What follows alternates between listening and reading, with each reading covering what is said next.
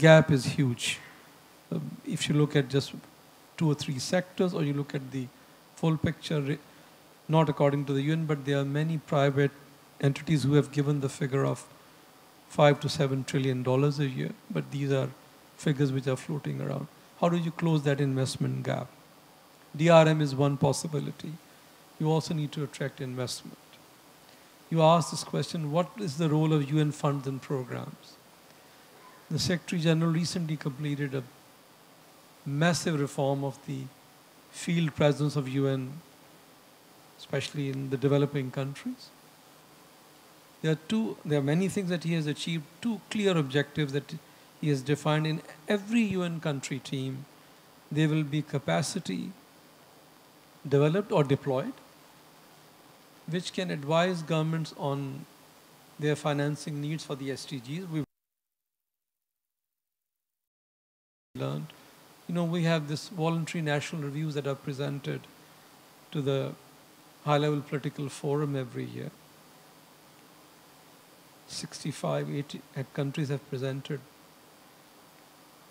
You will be surprised, more than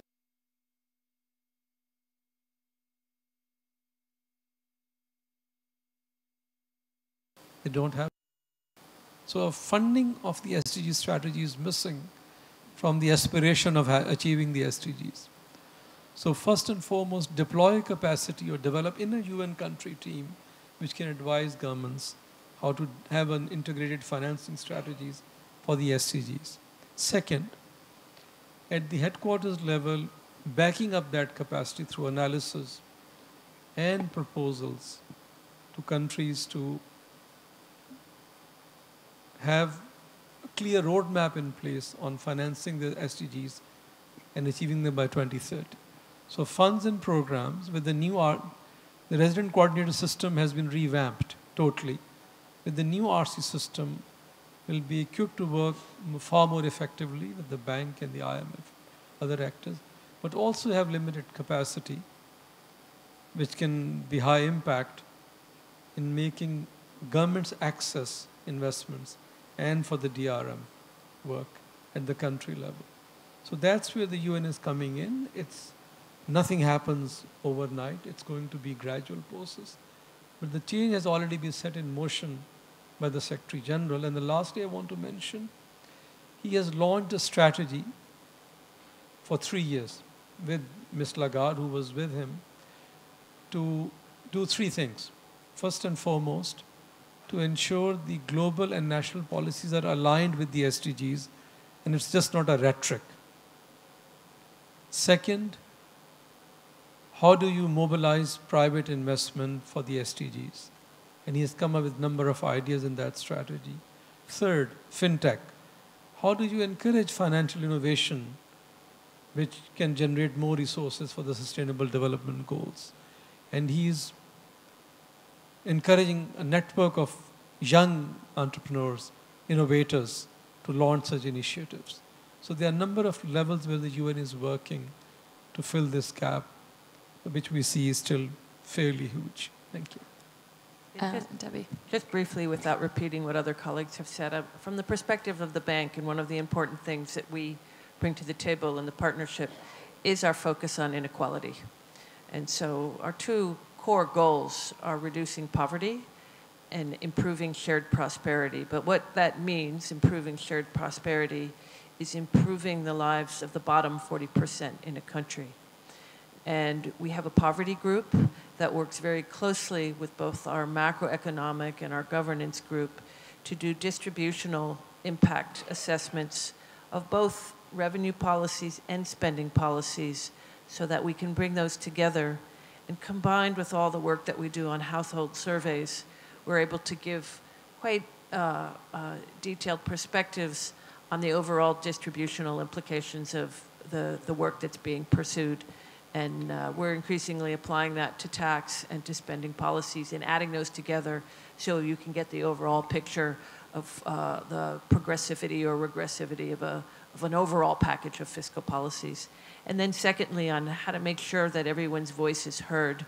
We do also very much embrace citizen engagement. So earlier today, I've been out and about talking about our work on specific projects, but also more broadly in development policy loans and in country partnerships framework, the work that we are doing to use very many approaches to reach out, to consult with CSOs on the ground, and to engage with various partners who want to have a voice and who have views, to absorb those views.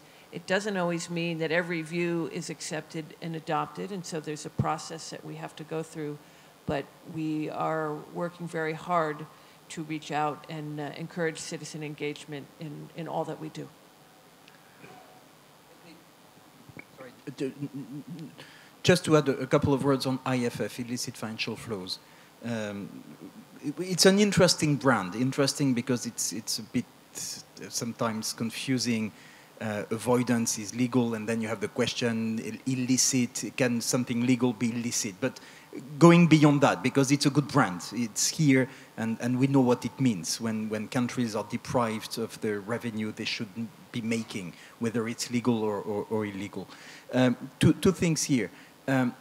One is that the work on transparency, beneficial ownership, knowing who's operating in your country, beyond the exchange of information, is extremely important. And I think the Global Forum brings that. And how do you make sure that countries have a voice? Well, they should be a member of the body dealing with that, which is the case. Second, on the avoidance front, I think the BEPS project was precisely about that, reducing the avoidance, in particular in developing countries. And that's where the platform developed toolkits to make sure that the focus of what developing countries are facing in terms of avoidance would be there, and that we would provide guidance to deal with that. Last and importantly, and we have a few initiatives, and maybe we should work more on that, is ensuring a better cooperation among law enforcement entities. We have the Oslo Dialogue at the OECD, but the bank is working on that, the IMF also in support of the FATF, but ensuring that when you get information for tax purposes, you can also use it for other purposes, which is not yet part of the standard, is something that we could work. And I think all law enforcement entities, from the FATF to the WCO on the custom valuation and trade mispricing issues, there should be a holistic approach. I think we have the tools. We may need to be better at bringing them together, and that may be a challenge for the platform. Another question, the man in the pink here. Chris Morgan, KPMG. I was interested in the comments that were made about taxation in the digital economy. We had a conference in Europe recently, and obviously there are lots of different views about it, but I'd say that most companies that I spoke to were saying they thought there needs to be a change to the international system. It shouldn't be ring-fenced to the digital economy. It should cover the entire economy, and it would be maybe something like looking at how you redefine doing business in another country and getting away from the fixed, permanent, physical establishment. Maybe by introducing some kind of destination or market access principle alongside traditional transfer pricing, which does sound a big challenge. But I'd be interested in the views of the panel, and also whether there could be an unintended consequence there, that having a destination principle might actually drag more of the global tax base into large, rich economies rather than into developing economies. Happy to start on that one. Very good question. I think I alluded to this issue of the reallocation of taxing right. We are coming to the view, at least in my team, I don't want to commit the members, but that ring-fencing a solution to digital, including by referring to user contribution or data, is probably not the right way to do, because we'll be one step behind what the others are. Now, moving towards some form of reallocation of taxing right is challenging, but needs to take place, so there will be a debate. And what's extremely interesting is that the US indicated that there should be a broader approach.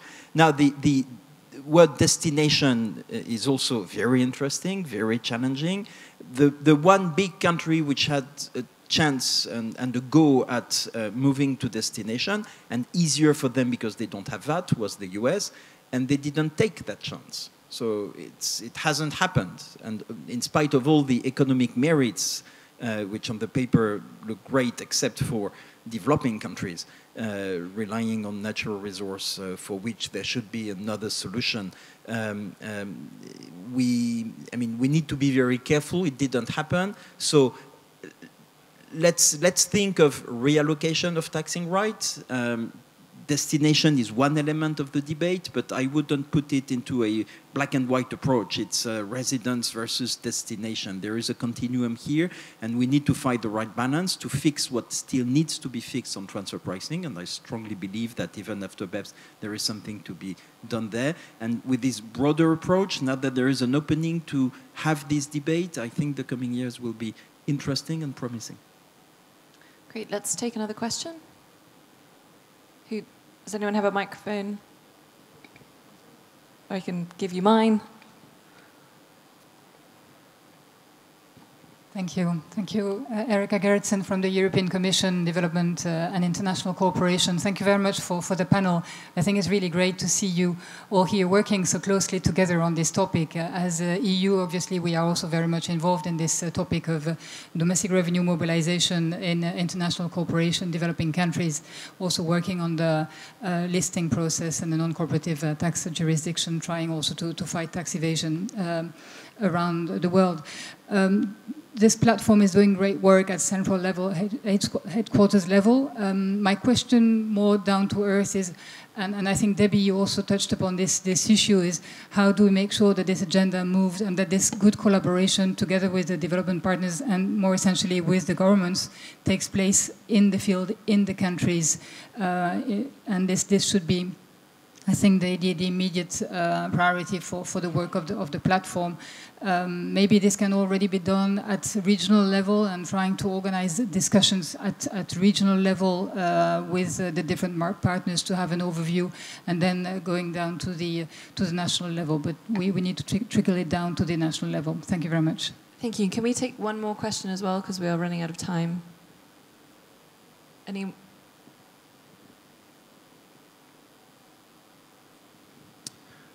Thank you, Stefano Prado from the Society for International Development, but also the Civil Society Financing for Development Group. So let me shift the question to another issue, which is fundamentally the issue of governance when it comes to illicit financial flows. I think it's not a surprise from the civil society community that our primary concern is look at international illicit financial flows as a fundamental issue for the democratization of economic governance. And therefore, not only a technical issue in terms of how to do it, but also on how to decide over it. And of course, here the elephant in the room is the debate over the establishment of a UN-centered commission or body that deals with international tax cooperation and is able to actually negotiate in an inclusive manner a tax cooperation convention.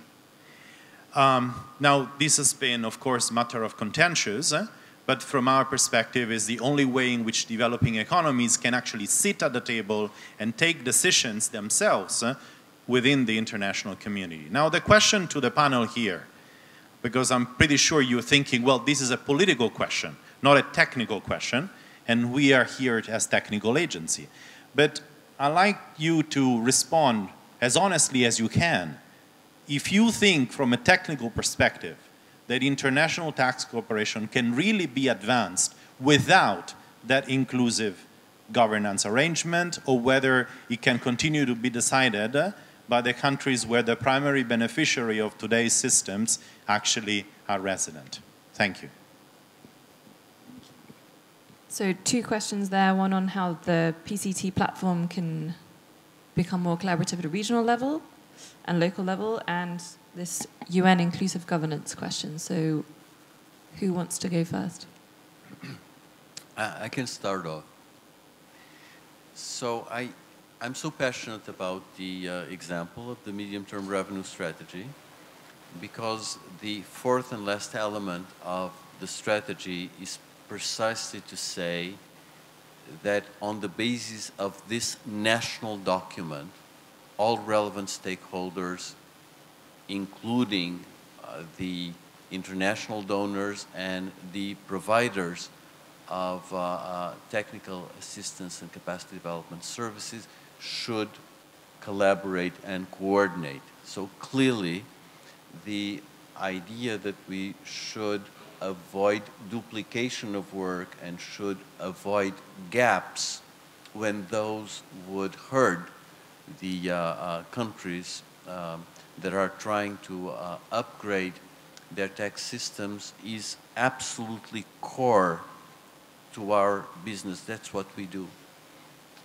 If I may, just on the earlier question on the digitalization and impact on the tax system, I think that there is a relatively broad consensus on the point made by Pascal that digital companies should not be targeted, that a specific ring-fenced solution is not appropriate because all the economy, all of society is becoming digital. Now, there's a whole list of complex questions that follow from that. I'm quite happy to share the list of questions with you. If you want a list of answers, you will have to talk to Mick. Now, on the issue of tax and politics, taxation is always political. There is nothing more political than taxation. When we make the point that in the context of a process of development, one needs to internalize the interests of the countries that are developing in a particular central way, we're making a political point about global governance. But it's a political point that is at least implicit in the Sustainable Development Goals 2030, and I believe one could even argue that it is explicit there. What about this governance question? I think it's a question which we are all convinced of, that there are gaps in governance which do not apply only to the tax area, by the way. Gaps in governance are acknowledged in the 2030 agenda under SDG 17 and its preamble, very visibly. So we are all trying to fill those gaps as well as we can. Is there an ideal solution? Yes. Is it desirable? Yes. Is it achievable? There's a question mark there. So what we are trying to do at the political level, you are very familiar with it, an approach through this committee of experts, UN committee of experts, which brings together perspectives from almost all over the world and try to inject that angle in the tax regime, which make the voices heard which are usually not audible in these discussions. So it's happening. And I think through our work, but Pascal mentioned, even OECD has expanded its sphere of engagement and consultation. So everyone is trying to make sure that all those voices which matter in the end on getting a tax policy, tax regimes, which have minimum loopholes, because you raise your question in the context of illicit financial flows. Those are visible loopholes in tax regimes which we are trying to address collectively. And if I could also address the question from the EU, we are doing our utmost to make sure that when we organize consultations, workshops, we go together, we design them together so that all of us bring different perspectives, entry points, but also we want to show to the recipient countries that we are coming together to build their capacity on tax issues. But it's a process which we saw from Addis Ababa Action Agenda